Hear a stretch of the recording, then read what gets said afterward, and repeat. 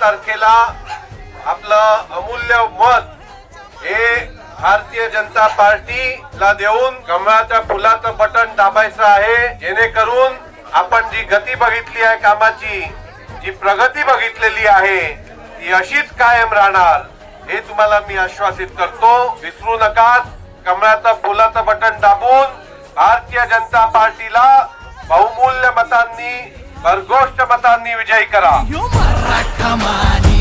आधार जयांचा मानी बळीराज रक्ताचा गर्व हे शिवाजी राज।